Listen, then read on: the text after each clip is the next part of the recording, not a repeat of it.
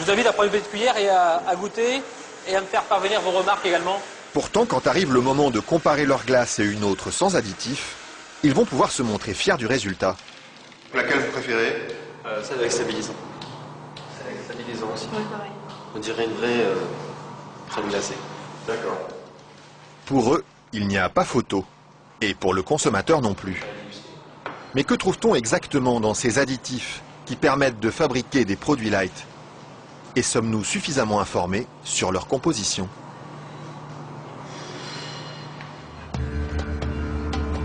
C'est à Vilvoorde, à quelques kilomètres de Bruxelles, que nous sommes allés chercher les réponses.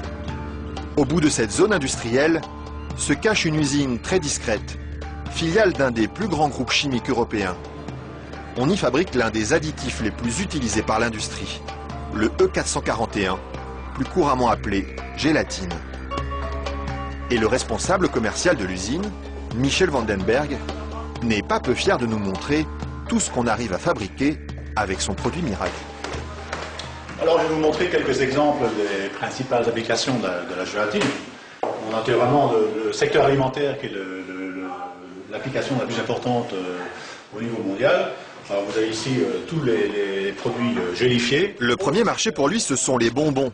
Mais on trouve aussi sa gélatine dans des gélules pharmaceutiques, des pellicules photo et même des shampoings.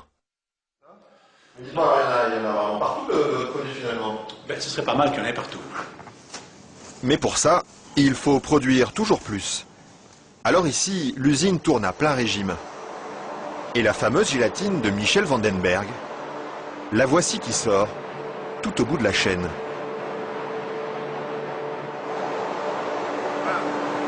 Ça c'est la fameuse gélatine. Ça c'est la gélatine. Ce sont ces spaghettis qui collent aux doigts. Il faut à peu près 3 à 4 jours pour arriver jusqu'ici. De la préparation de la matière première jusqu'à le séchoir ici. 3 ou 4 jours de transformation dans les entrailles d'une usine où ces immenses cuves remplies d'acide et d'eau bouillante font régner une moiteur tropicale. Et au milieu de cette atmosphère étouffante, il y a un détail qui frappe le visiteur et qui pénètre jusque dans les locaux les plus protégés de l'usine. C'est pourquoi ça? Ah, c'est les odeurs. Ça sent mauvais les îles? Ça dépend. Une odeur âcre d'acide et de graisse brûlée qui flotte sur tout le site jusqu'à l'extérieur de l'usine. Et la raison de cette odeur, la voici. C'est la matière première avec laquelle on fabrique la gélatine.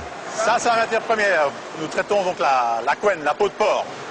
D'accord. De la peau de porc qui arrive par palettes entières dans son usine. Une matière première qui ne lui coûte presque rien et qu'il achète dans toute l'Europe. Ceux-ci viennent de Hongrie.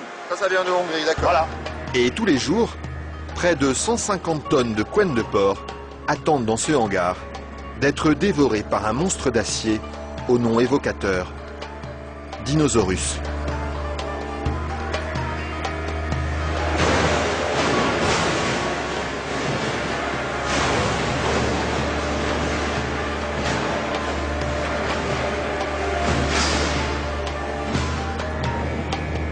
Grâce à cette matière première bon marché, Michel Vandenberg parvient à vendre sa gélatine à moins de 5 € le kilo.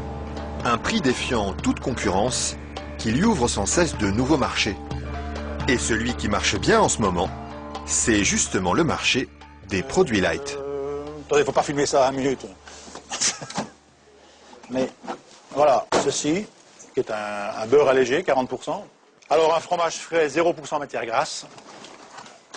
Et chez lui, on trouve même les plus grandes marques. Grasse. En marque Danone, taille fine. Une mousse liégeoise de chez Auchan. Voilà, une mousse de la laitière. Alors un produit Weight Watcher, donc avec moins de matière grasse, donc pour stabiliser le produit, pour maintenir l'onctuosité des produits, on utilise la gélatine. Un produit que les industriels n'hésitent pas à utiliser en grande quantité. Le seul problème, c'est qu'ils oublient parfois de l'écrire sur les étiquettes. Quand on les regarde, on lit bien la mention gélatine, mais pas l'origine du produit. Voilà, ceci, qui est un beurre allégé, 40%. Alors un fromage frais, 0% matière grasse. Et ceci, qui est un beurre allégé, 40%. Alors un produit Weight Watcher, donc avec moins de matière grasse, pour maintenir l'onctuosité des produits, on utilise la gélatine. Mais pas l'origine du produit.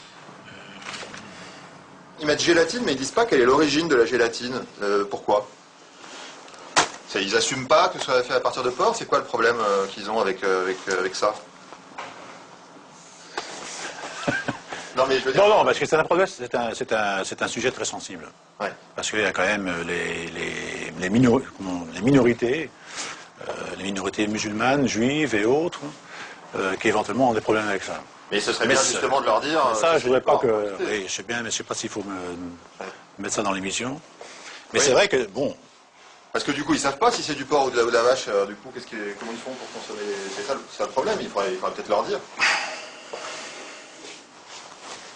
Une question qui laisse Michel Vandenberg sans voix et à laquelle aucune marque de l'agroalimentaire n'a souhaité répondre, malgré nos nombreuses sollicitations. À croire que la gélatine de porc est un sujet sur lequel il préfère rester discret.